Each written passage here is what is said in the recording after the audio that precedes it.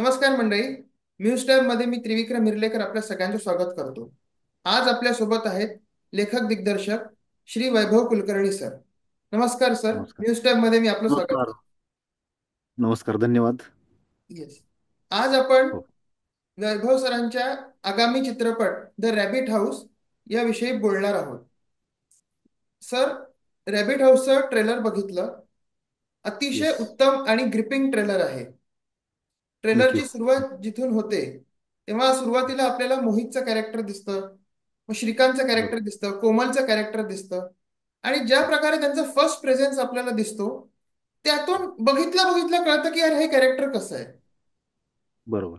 So मला प्रश्न पहिला विचारायचा आहे की ही गोष्ट तुम्हाला कशी सुचली.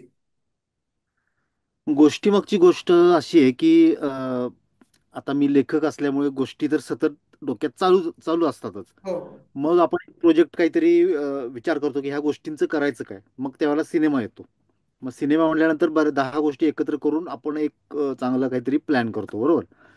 तर मला आधी हे रॅबिट हाऊसची गोष्ट लिहिण्यापूर्वी मला रॅबिट हाऊसबद्दल माहिती झालं होतं. ओके. आमचा जो डीओपी आहे प्रतीक पाठक, हम्म. तो तिकडे गेला होता फिरत फिरत. तर त्यांना मला येऊन सांगितलं की अरे असं अशी एक जागा आहे, ती खूप वेगळी आहे, युनिक आहे. द रॅबिट हाऊस नावाचं घर आहे, ते 120 वर्ष किंवा त्याच्यापेक्षा जास्त जुनं आहे. ओके. आणि ते वैशिष्ट्यपूर्ण आहे खूप, त्याचं काहीतरी एक वेगळेपण आहे, ते त्यानं मला सांगितलं सगळं. मला पण ते खूप आश्चर्यकारक वाटलं, चांगलं वाटलं. आणि ते फक्त घर वेगळं आहे एवढंच नव्हे, तर तिथलं सौंदर्य म्हणजे तिथं कुठंही कसाही कॅमेरा लावला तरी सगळं छानच दिसणार, हा हा. असं ते होतं. ते ऐकल्यानंतर माझ्या मनात गोष्टी सुरू झाल्या की ह्या असं जर घर असेल तर तिथं काय काय घडू शकतं, काय काय होऊ शकतं. आपण जर इकडून तिकडे गेलो, फिरायला गेलो किंवा काय जण त्या तिथं काही गोष्टी जर घडल्या तर त्याचं पुढं नाट्य कसं होऊ शकतं, ओके. हे डोक्यात विचार सुरू झाले. आणि मग एक गोष्ट तयार झाली, लिहिली गेली. अच्छा. तोपर्यंत मी रॅबिट हाऊस बघितलेलं नव्हतं. ओके. हा. मस्त. मग ज्यांनी ज्यांनी 2-3 माझे मित्र आहेत, आशिष पावगे आहे, प्रतीक आपला डीओपी आहे, त्यांना मी ती गोष्ट वाचून दाखवली की तुम्ही रॅबिट हाऊस बघितलंय, आता ही गोष्ट तिकडे होऊ शकते का मला सांगा. अच्छा. तर ते कुणी त्यातनं काही असं काढलं नाही की अरे ही गोष्ट तिकडे नाही होऊ शकत कारण हे लोकेशन तसं नाहीये, असं कुणीही काही बोललं नाही. मग ठीक आहे म्हणलं, डन, आता हे होऊ शकतं. मग त्याच्यानंतर रेकीला गेलो, तिकडं बघितलं तर एक 2-3% मला त्यात थोडेसे बदल करावे लागले. हा.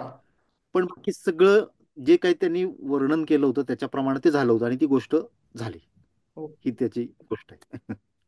बरं, मग तुमची ही गोष्ट लिहिण्याची प्रोसेस कशी होती? म्हणजे तुम्ही सुरुवात कुठून केली किंवा तुमच्या मनात ती जी पात्र होती की ही पात्र आहेत, तर आपण हीच पात्र या गोष्टीला सुटेबल होतील असं तुम्हाला कधी वाटलं?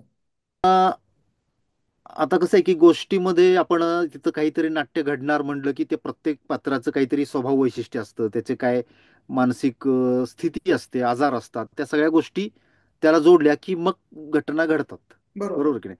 त्याच्यामधलं जे मेन कॅरेक्टर आहे श्रीकांत, त्याला थोडंसं मानसिक काय ॲबनॉर्मल आहे तो, मानसिकदृष्ट्या. आपल्यासाठी त्याच्यासाठी तो परफेक्शनिस्ट आहे, म्हणजे त्याला सगळ्या गोष्टी परफेक्ट लागतात. ओके. आणि त्या नाही झाल्या तर त्याची चिडचिड होते, त्याला राग येतो. बरोबर त्याला बरोबर. प्रत्येक प्रश्नाचं उत्तर लागतं. प्रत्येक म्हणजे जो लॉजिकली विचार करतो त्याला वाटतं की काय ह्या प्रश्नाचं उत्तर आपल्याला मिळालं पाहिजे. पण ते प्रत्येक वेळेला मिळतंच असं नाही. आणि ते नाही मिळालं की तो चिडतो. आणि मग तो चिडला की त्यांचं आयुष्य नवरा बायको जातात, त्याच्यामध्ये दाखवलं की ते हनीमून कपल आहे आणि तिकडे हनीमूनसाठी गेले. हनीमून पिरियडमध्येच त्याची जर चिडचिड झाली, तो असा आरडाओरडा करायला लागला तर काय होऊ शकतं, ओके. त्याचा विचार करत मग ती गोष्ट घडत गेली. मग त्या केसमध्ये ती त्याची जी बायको आहे तिचं कॅरेक्टर कसं असलं पाहिजे, हा. तर ते कॉन्ट्रास्ट होईल आणि त्याच्यामध्ये मजा येईल.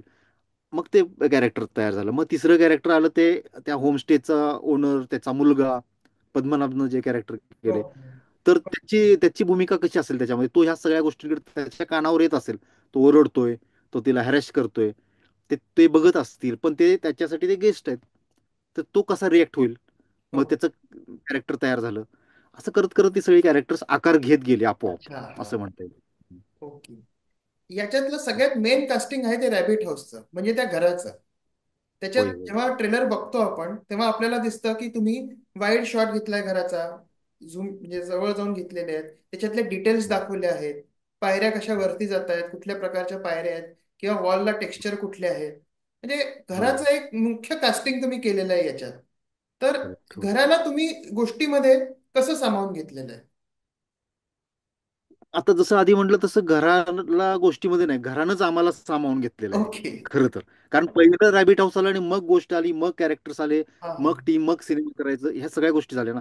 सगळ्यात पहिलं ते घर आले. ते घर नसतं तर हा सिनेमा झाला नसता बरोबर. किंवा लिहिला पण गेला नसता. वेगळ्या कुठेतरी शूट करू आणि मग ते, असं मला वाटत नाही की ते झालं असतं. ते घर तसं आहे म्हणूनच ती गोष्ट आहे आणि म्हणून ती घडली असं आहे. अच्छा. सही. हा.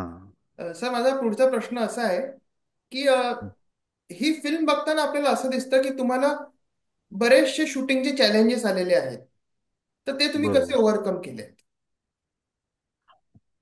आम्ही एप्रिल मे मध्ये शूट प्लॅन ह्यासाठी केलं होतं की तिकडे थंडी कमी असेल आणि पाऊस नसेल, बर्फ पडत नसेल, असा दिसेल पण जवळपास नसेल कुठं, असा विचार करून आम्ही प्लॅन केलं. पण ज्या दिवशी आम्ही पोहोचलो त्या दिवशी ह्या सगळ्या गोष्टी तिथं होत्या. अच्छा, बापरे. आमच्या, हो, रॅबिट हाऊसच्या आजूबाजूला सगळा बर्फ होता, पाऊस पडत होता, बाहेर जाऊन शूट करणं अवघड होतं. आणि ठीक आहे म्हटलं, मग तिथं आम्ही थोडा अंदाज घेतला वातावरणाचा, तर कदाचित हे एखाद दुसरा दिवस राहील, परत निघून जाईल असं दिसलं. आम्ही सुरू केलं. मग शेड्यूल सफल झालं खूप. आपण जो प्लॅन करून जातो की हे असं असं करायचं, हो. ते सगळं हल्लं, विस्कटलं. की इनडोअर आधीच सुरू करू आपण, तोपर्यंत बाहेरचं वातावरण ठीक होईल, मग आउटडोअर करू. अशा टाईपचे चॅलेंजेस तर सततच, म्हणजे पूर्ण शेड्यूलभर होते. हम्म. दुसरं, ते खूप त्या साईडचं एक टोकाचं गाव आहे, तिकडं हम्म. इलेक्ट्रिसिटी गेली तर एक एक दोन दोन दिवस कोण बघायला पण येत नाही. बापरे. मग ते एक दोनदा झालं. मग त्या केसमध्ये आपल्याकडे कुठल्या बॅटरीज आहेत, काय आहे, त्याच्यात आपल्याला काय बेस्ट करता येईल, किती वेळ करता येईल, असा प्लॅन करून मग ते केलं काम. अच्छा. तिसरं, तिथं सतत लँडस्लायडिंग होत असतं. ओके. म्हणजे, हा, आम्हाला समजा कुठेतरी जाऊन शूट करायचं, एक लोकेशन आम्ही बघितलंय, तर तिथं निम्म्या रस्त्यापर्यंत गाडी जाते, तिथून पुढे एक अर्धा तास ट्रेक करत जायचंय, असा प्लॅन ओके. असतो. पण त्या गाडी जिथपर्यंत जाते त्या रस्त्यावरच लँडस्लायडिंग झालं होतं एक दोन वेळा. बापरे. मग गाडी, सगळे आमची टीम उतरणार, ते दगड बाजूला करणार, तोपर्यंत वरनं काहीतरी घरंगळत येणे वगैरे हे सुरूच आहे. पण आपल्यासाठी ते खूप भीतीदायक आहे, पण तिथल्या लोकांना हे रोजच आहे. मग त्यांच्या रिॲक्शन्स बघून आम्ही पण नॉर्मल झालो, अरे ठीक आहे, हे दगड बाजूला केले की आपण जाऊ शकतो, माती थोडीशी बाजूला गेली गाडी जाईल पुढं. आणि अच्छा. मग पुढे गेलो आम्ही, ट्रेक करत तिथं गेलो आणि सगळ्यांनी आपलं कॅमेऱ्याचे इक्विपमेंट्स हे सगळं सामान घ्यायचं, सगळ्या टीमनं ट्रेक करत जायचं, शूट करायचं. बापरे. हा, आता हे आत्ता तुम्ही प्रश्न विचारताय म्हणून चॅलेंजेस असं वाटलं, पण आम्ही हे खूप एन्जॉय केले खरं तर. ओके. हा. कारण की गिअर्स वगैरे जे असतात, कॅमेऱ्याचे इक्विपमेंट असतात किंवा बाकीच्या हो. गोष्टी असतात, त्या खूप वजनदार असतात. ट्रॉली असते, ते सगळं घेऊन बरोबर. जाणं म्हणजे खरंच जोखमीचं काम आहे, आणि ते तुम्ही केलं पार. आणि इतकी उत्तम कलाकृती बनवली, खरंच कौतुक आहे. थँक्यू. येस. माझा सर आता पुढचा प्रश्न असा असेल की हिमाचलात तुम्ही हे सगळं शूटिंग केलेलं आहे, आणि गोष्ट बरोबर. पण तुम्ही ते रॅबिट हाऊस बघूनच लिहिलेली आहे. तर तुम्हाला बरोबर. तिकडच्या कल्चरचा कसा उपयोग झाला, किंवा तुम्ही तिथल्या कल्चरच्या कुठल्या गोष्टी घेतल्या ज्या तुमच्या गोष्टीला पोषक ठरतील? हो, खूप चांगला प्रश्न आहे, महत्वाचा आहे. अ, पहिल्यांदा तर मी सांगेन की हिमाचल इंटरनॅशनल फिल्म फेस्टिवल झाला मंडीला, हा हा. त्यावेळेला ही फिल्म ओपनिंग फिल्म होती, द रॅबिट हाऊस. अच्छा. तिथल्या सगळ्या, तिथले जे थिएटर ग्रुप्स आहेत किंवा फिल्म्स करणारे खूप लोक आहेत मंडीला, त्या सगळ्यांनी एक गोष्ट सांगितली की हिमाचलचं कल्चर महाराष्ट्रीयन माणसानं जेवढं दाखवलं ह्या फिल्ममध्ये, तेवढं आतापर्यंत हिमाचलमधल्या कोणीही दाखवलेलं नाही. वाव. आणि म्हणून त्याने ती ओपनिंग फिल्म म्हणून ठेवली होती.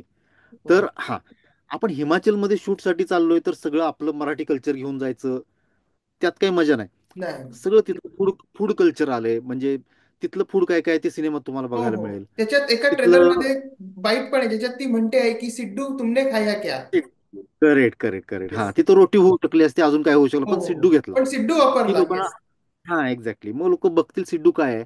आणि खूप चांगला पदार्थ आहे सिड्डू, आणि आम्ही तिथं खूप सिड्डू खाल्ले. तर ते ते फूड कल्चर आलेलं आहे. तिथलं फोक म्युझिक आलंय, हो. फोक डान्स आलाय, नाटी म्हणून तिकडे एक कुलवी नाटी एक तिकडचा फोक आहे, प्रकार आहे. तो आम्ही घेतलाय, घेतलाय म्हणजे त्याच्यावर खूप काम केलं.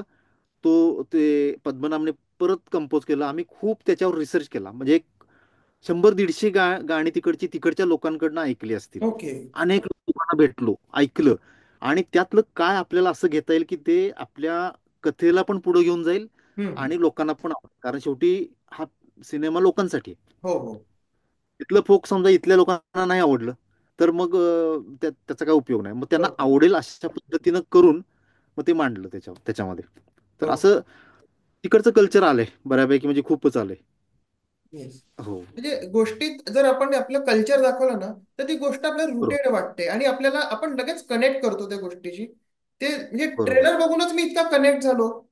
मला इतकं हम्म. आवडलं ते ट्रेलर, म्हणजे सुरुवातीपासून तुम्हाला खेळवून ठेवतं ते ट्रेलर. हो हो हो. येस. तर बरोबर. माझा पुढचा प्रश्न कमी रिसोर्सेस मध्ये उत्तम कलाकृती कशी करायची सर? अह, एक तर स्क्रिप्ट लेवल पासूनच ते डोक्यात ठेवलं पाहिजे. अच्छा. मला समजा आधी स्टोरी सुचली असती की असं असं एक घर आहे आणि तिथे ह्या गोष्टी घडतात, तर मला रॅबिट हाऊसचा सेट उभा करावा लागला असता. बरोबर. मला लागला नाही. अर्थात आत्ता जे रॅबिट हाऊस आहे त्याच्यामध्ये आम्ही थोडेफार बदल पण केले, सिनेमाच्या हिशोबाने काय जे करायला लागतं ते केलं. हम्म. पण अख्खा सेट उभा करणं थोडंसं म्हणजे त्याचा खर्च वाढला असता, बरोबर. सगळ्या गोष्टी वाढल्या असत्या. आणि आपण समजा अशा ठिकाणी एखाद्या चाललोय की जिथं सगळ्यांना राहता यायला खूप अडचणी आहेत किंवा काय, तर तिकडं असं खूप हे नाही ना की हॉटेल्स आहेत भरपूर आणि कुठेही राहू शकतो, कितीही जण राहू शकतो, सगळ्या गोष्टी अवेलेबल आहेत, गाड्या सुद्धा तिथं कधी कधी मिळायच्या नाहीत. अशा ठिकाणी चाललोय तर एकेका माणसाने तीन तीन जबाबदाऱ्या घ्यायला लागतात. ओके. हा. हा. हे केलं की कमी रिसोर्सेसमध्ये चांगलं काम करता येतं, हे एक आहे. दुसरं, चांगलं प्लॅनिंग हे तर आहेच, म्हणजे सगळ्याच गोष्टींचं मूळ हे आहे की प्लॅनिंग चांगलं असलं पाहिजे. प्लॅनिंग चांगलं पाहिजे. येस. मनात आलं म्हणून आपण काहीतरी शूट करत चाललो असं नाही होऊ शकत. प्लॅनिंग पाहिजे, फ्लेक्झिबिलिटी पण पाहिजे त्याच्यामध्ये. नाही आता माझं प्लॅन आहे आउटडोअरचा आणि बाहेर पाऊस पडतोय, मी आता काहीच करणार नाही, हे नाही होऊ शकत. चला, तिथं फ्लेक्झिबल राहिलं शेड्यूलमध्ये, तर ते अजून इफिशियंटली काम होतं, होऊ शकतं आणि 100% होतं. दुसरं, कलाकार जे आहेत नवीन असतील तर रिहर्सल्स आधीच झाल्या पाहिजेत, त्यांची वर्कशॉप झाली पाहिजे, त्यांना सगळी कॅरेक्टर्स समजली पाहिजेत, खूप डीपली समजली पाहिजेत. तर सेटवर तो वेळ जात नाही बरोबर. की बरोबर. अरे हे कॅरेक्टर असं नाहीये, तू वेगळ्या प्रकारे एक्सप्रेस केलंस किंवा रिॲक्शन दिली. ह्या सगळ्या चर्चा तिथं होत नाहीत मग, जे आधी झालं असेल तर. तर ह्या सगळ्या गोष्टींवर जर लक्ष ठेवलं आणि सगळ्यात महत्वाचं की आपण आपल्या कामाशी प्रामाणिक राहिलं पाहिजे, येस. येस. पॅशनेट असलं पाहिजे. येस. हा. आपण आईच करायला जर शूटिंग करत असू तर हे इम्पॉसिबल आहे. येस. आपलं पॅशन आहे, आपल्याला काहीतरी कलाकृती लोकांसमोर दर्जेदार कलाकृती ठेवायची आहे, हे जर सगळ्या टीमच्या मनात असेल तर तुम्हाला काही नसलं तरी ती फिल्म चांगलीच होणार. Yes sir. हो हो, असं आहे. फार फार छान सांगितलं तुम्ही आणि महत्वाचं सांगितलं की आपल्याला आपल्या आपण जे करतोय काम त्याच्यावर प्रेम असलं पाहिजे, पॅशन असलं पाहिजे, तर असलं ती गोष्ट पाहिजे. इझिली होते आणि आपल्याला मजा येते करायला. कारण हम्म. आपण काहीतरी समोरच्याला रिप्रेझेंट करतो, दाखवत आहोत. बरोबर सर मला बरोबर. आता पुढचा प्रश्न असा विचारायचा आहे की तुम्ही म्हणाले सुरुवातीलाच की एक तुम्ही घर बघितलं आणि मग तुम्हाला गोष्ट बरोबर. सुचली. बरोबर. ट्रेलर बघून असं वाटतंय की ही एक थ्रिलिंग ड्रामा फिल्म आहे, त्याचा जॉनर. बरोबर. पण मग तुम्हाला तो होय. जॉनर थ्रिलर ड्रामाच का नाही असं वाटलं? कॉमेडी का नाही वाटली किंवा इमोशनल का नाही वाटली? हा, त्याचंही उत्तर तेच आहे की घर, त्या अच्छा. घरामध्ये हा थोडीफार कॉमेडी पण होऊ शकते आणि ती घेतली आलेली पण आहे ह्या ओके. फिल्ममध्ये पण. पण त्या घरामध्ये बेस्ट ड्रामा काय घडू शकतो, तर त्यात सस्पेन्स क्रिएट होऊ शकतो, थ्रिल घडू शकतं. पण असं अमुक एका जॉनरची फिल्म आहे असंही नाही. तुम्ही म्हणताय त्या सगळ्या गोष्टी त्याच्यामध्ये आहेत. अच्छा. रिलेशनशिप ड्रामा आहे, हो. सस्पेन्स आहे, थ्रिल आहे, मिस्ट्री खूप आहे, कॉमेडी आहे. थोडीफार हॉरर जेवढं पण आहे. म्हणजे हा, हॉरर एलिमेंट एक छोटस आहे त्याच्यामध्ये. हो हो. हॉरर फिल्म आहे असं नाही म्हणता येणार, हा पण आहे, म्हणजे थोडस एलिमेंट आहे एलिमेंट. त्याच्यामध्ये. Correct correct correct. जसं आपलं जेवणाचं ताट असतं, सगळ्या गोष्टी लोणचं असतं, येस. लिंबू असतो, प्रत्येकाचे एक कोशिंबीर असते. ते ठरलेलं आहे की कोशिंबीर खूप छान झाली म्हणून ताटभर कोशिंबीर आपण नाही खात ना. नाही नाही, बरोबर. त्या सगळ्या गोष्टी त्याच्यामध्ये आहेत. चटणी असते, थोडंसं तिखट पण आहे, खुसखुशीत आहे, सगळ्या गोष्टी आहेत. तर ते सगळं आहे. पण म्हणून ही खूप मसालेदार फिल्म आहे असं नाही. आता तुम्हाला माहितीच आहे की खूप अवॉर्ड्स वगैरे मिळाले त्यासाठी की कलात्मक दर्जा त्याला आहे असं जे समीक्षक किंवा ते ज्युरीज आहेत त्यांना वाटलं, म्हणून त्यांनी अप्रिशिएट केलं. Yes sir. हो. माझा आता पुढचा प्रश्न असा आहे की शूटिंगच्या वेळेसले काही असे गमतीशीर प्रसंग घडलेत का किंवा असे काही प्रसंग घडलेत का जे तुम्हाला सांगावेसे वाटतील? हा, आम्ही अ, खूप आहेत, पण जरा आपल्या विषयाला धरून जे आहे ते सांगतो. हो. की आम्ही खूप दिवस त्या घरामध्ये राहिलो. हम्म. अ, कुठल्या खोल्या कुठून ओपन होतात, कुठून कुठल्या खोलीत जाता येतं, ह्या सगळ्या गोष्टी बऱ्यापैकी माहिती झाल्या होत्या एवढं राहिल्यानंतर वगैरे. तरी शेवटच्या दिवशी आमच्या टीम मधल्या कोणीतरी प्रश्न विचारला की, अरे, हे दार इकडं ह्या रूम मध्ये ओपन होतंय, मला आज कळलं बापरे. महिनाभर राहिल्यानंतर. अशा गोष्टी तिकडं घडल्यात. अं, खूप गोष्टी आहेत. म्हणजे तिथले त्या रॅबिट हाऊसमध्ये डॉग्स होते, स्मोकी आणि कायली, सतत आमच्या बरोबर असायचे, सतत. एकदा तर हा, तो स्मोकी आहे. एक एक सीन होता चालत येण्याचा, मोहित म्हणजे पद्मनाभने जे हो कॅरेक्टर हो. केले, तो चालत येतो वर. तो चुकायचा, म्हणजे रिटेक व्हायचे त्याच्यामध्ये, काहीतरी म्हणजे टेक्निकल रिटेक असायचे आणि व्हायचे. आणि त्याच्या मागून तो स्मोकी चालत येतोय असं हो. होतं. म्हणजे तो नॅचरली चालत आला, तर म्हणलं ठीक आहे, ठेवूया त्याला याच्यामध्ये. 5 ते 6 रिटेक झाले असतील. प्रत्येक वेळेला तो त्याच्या मागून चालत आला, ओके. प्रत्येक वेळेला. न सांगता, आम्ही त्याला काही म्हणजे आवर्जून घ्यायचं होतं असं नाही, पण प्रत्येक वेळेला आला. आणि हा पहिल्या दुसऱ्या दिवशीचाच विषय होता. मग आम्ही त्याला कंटिन्यू ठेवलं त्याच्याबरोबर. मोहित बरोबर, मोहित हे कॅरेक्टर त्याच्याबरोबर स्मोकी असेल कायम, ओके. हे फिक्स झालं. आणि तो असायचं. त्या दोघांचं ट्युनिंग एवढं जमलं होतं छान, की मग ते तुम्हाला सिनेमात पण तो स्मोकी बघताना खूप भारी वाटणार आहे. वा. एवढं नक्की. आणि त्याचं जे नातं तयार झालं होतं मोहितचं आणि याचं, अर्थात तिथं ते आहे रिअल. हा, अजून एक गंमत सांगू का तुम्हाला? सांगा ना प्लीज. ही जी character ची नावं आहेत, मोहित, हा. बिकी आणि निमी, हे त्या रॅबिट हाऊसचे ओनर, आणि हो. मोहित त्यांचा मुलगा, ही कॅरेक्टरची नावं रिअल आहेत. ओके. हा, रॅबिट हाऊसमध्ये तुम्ही तिला गेलात तर तिथं तुम्हाला मोहित दिसेल, तिथं तुम्हाला निम्मी आंटी दिसतील, तिथं बिकी भाई दिसतील, स्मोकी कायली पण दिसत होती. आता त्यातला स्मोकी गेला ओके. सुदैवानं. हो, ते पण कॅरेक्टर्स त्याच्यामध्ये आहेत तसे आहेत.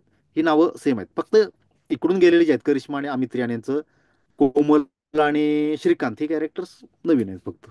येस. ओके, मस्त. म्हणजे तुम्ही रिअलिस्टिकली सगळं त्याच्यातून हे केलेलं आहे, अडॉप्ट केलेलं आहे. हो, आणि हो. त्याचा फाय. आणि त्यांचं कॅरेक्टरायझेशन पण तसंच आहे. ओके. फक्त नाव नाही तर कॅरेक्टरायझेशन पण तसंच आहे. हा ओके. मोहित हा तिथल्या मोहित सारखाच आहे स्वभावाने. अच्छा. मग तो कसं रिएक्ट करेल गेस्टकडे बघून, तसंच हा पण रिएक्ट करणार. वा. निम्मी आंटी तशीच आहे, विकी भाई पण तसेच आहेत. सेम कॅरेक्टर्स आहेत हे तिघं, जे रिअल कॅरेक्टर्स आहेत ते. सही सही सही, खूपच मस्त. ही आता गमतीशीर गोष्ट आहे. आपण आता एंडिंग कडे येत आहोत सर. खूप छान वाटलं तुमच्याशी बोलून. मला फक्त आता सांगा की या चित्रपटातून तुम्हाला प्रेक्षकांना अनुभव कसा द्यायचा आहे, म्हणजे काय बघून असं. आपण आपण कुठेतरी ट्रिपला गेलो हम्म. समजा, तिथे काहीतरी बघितलं, जसं आता हा प्रतीक गेला आणि त्याने रॅबिट हाऊस बघितलं. आपण येऊन घरी किंवा आपल्या मित्रांना सांगतो की हे असं असं होतं. ते सांगतो त्यावेळेला आपल्या काय भावना असतात, की अरे, हे त्यांनी बघितलेलं नाहीये आणि त्यांना ते खूप आश्चर्यकारक वाटेल, एंटरटेनिंग असेल त्यांच्यासाठी, म्हणून मला त्यांना सांगायचं, अशी आपली भावना असते की नाही. बरोबर. त्याच भावनेनं हा सिनेमा बघितलाय. की त्याच्यामध्ये तुम्हाला असं आपण करत नाही की तुम्हाला काय आवडेल ते मी तुम्हाला सांगतो, असं नाही. बरोबर. मला काय आवडले, मला काय भावलंय, ते मी तुम्हाला सांगतोय, ते तुम्हाला पण भावेल अशी अपेक्षा असते ते सांगताना. बरोबर सर. तर ही भावना माझी ह्या सिनेमाबद्दल आहे. की हे खूप प्रामाणिक माझं एक्सप्रेशन आहे असं म्हणा, जे मला तुम्हाला सांगावंसं वाटतंय. ओके. आणि त्याच मागं प्रेक्षकांचा मी रिस्पेक्ट पण करतो, की मला सांगावंसं वाटतंय म्हणून केवळ मला मी सांगत नाही, तर ते तुम्हाला ऐकावंसं पण वाटेल ह्याची खात्री, आणि तुमचा रिस्पेक्ट करून जे तुम्हाला सांगायला पाहिजे ते मी त्या सिनेमामधून सांगितलेलं आहे. आणि म्हणून तो तुम्हाला आवडणार असं मला वाटतंय. Wow sir. येस. सर मला आता या चित्रपटातल्या म्युझिक बद्दल थोडं सांगा ना प्लीज, की म्युझिक तुम्हाला. हा. बरोबर. ह्याच्यामध्ये पद्मनाभनं जे कॅरेक्टर केले मोहितचं, तर ते कॅरेक्टर तुम्हाला म्हटलं की तिथल्या मोहित सारखंच आहे. तर त्याच्यामध्ये काही गोष्टी आम्ही ऍड केल्यात, की तो त्याला संगीताची आवड आहे. म्हणजे तो सतत काहीतरी टेबल वाजवत असणार काहीतरी, आणि त्याच्यामधून तो व्यक्त होतो प्रत्येक वेळेला. तर त्याच्यामुळं ते म्युझिक ऑफकोर्स आलेलं आहे, आणि म्युझिक सगळं पद्मनाभनेच केलेलं आहे. खूप सुंदर गाणी झालीत. 4 ते 5 गाणी आहेत, म्हणजे एका गाण्याचं ची 2 व्हर्जन आहेत. खूप सुंदर झालीत. एक गाणं पॅपॉनने गायलेलं आहे, आणि त्यांना स्वतःलाच ते इतकं आवडलंय. आणि ते आजच रिलीज होते 7 तारखेला, बरोबर आज ते रिलीज होईल, ते जरूर ऐका. पॅपॉन आणि अनन्या वाडकर. त्यांनी गायलेलं आहे. बाकीची गाणी आहेत ते पद्मनाभनं गायलं आहे, आनंदी जोशींनी गायलेलं आहे. आणि सगळ्यात महत्त्वाचं जे फोक सॉन्ग आहे ते तिकडच्याच आर्टिस्टनी गायलं आहे, तिकडच्याच आर्टिस्टनी वाजवलेलं आहे ते, आणि तिकडंच रेकॉर्ड केलेलं आहे आउटडोअरला. हो तुम्हाला ऐकून ते वाटणार पण नाही, पण जेव्हा ते रिलीज होईल तेव्हा तेही गाणं ऐका.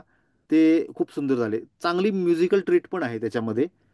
आणि अजून एक ॲडिशनल पॉईंट म्युझिक बरोबर, की म्युझिक म्हणलं की साऊंड येतो. हो हो. ह्या सिनेमाचा साऊंड जो आहे ना तो पण वैशिष्ट्यपूर्ण आहे. ओके. म्हणजे आमचा साऊंड डिझायनर संकेत दोडकर, हम्म. त्याने खास तिकडचे वेगवेगळे साऊंड एक्स्ट्रा तिथं थांबून रेकॉर्ड केले, ज्याचा वापर याच्यामध्ये आहे. आणि ते साऊंड सुद्धा आपलं नाट्य घडवायला किंवा कथा पुढे न्यायला मदत करतात मदत आणि करतो. चांगला अनुभव देतात. खूप येस. चांगला एक्सपिरियन्स आहे. जेवढं व्हिज्युअली आपल्याला चांगलं दिसतं हिमाचल, तेवढंच चांगलं ऐकू पण येतं ते त्या वाव. साऊंडमुळे. आवर्जून नमूद केलं पाहिजे. Yes sir, yes. हो, हो. नक्की नक्की सर. थिएटरमध्ये बघण्यास उत्सुक आहे मी खूप आज चित्रपट. नक्कीच तुम्हाला आवडेल तिकडे. हो. Yes sir. तर आता आपण शेवटाकडे आलेलो आहोत सर. थँक्यू सो मच, तुम्ही तुमचा वेळ आम्हाला दिला आणि रॅबिट हाऊस बद्दल बोललात. मी आपल्या प्रेक्षकांना सगळ्यांना विनंती करतो की 20 डिसेंबर 2024 ला रॅबिट हाऊस हा चित्रपट आपल्या जवळच्या चित्रपटगृहात जाऊन आवर्जून बघा. आणि अशात मी हो. आपली मुलाखत संपवतो सर. थँक्यू. थँक्यू. आपल्याशी परत एकदा बोलायला थँक्यू खूप सो मच आवडेल. त्रिविक्रम. धन्यवाद. ठीक आहे. थँक्यू सर, बोलूया, थँक्यू नक्की मच. बोलूया. येस. हो.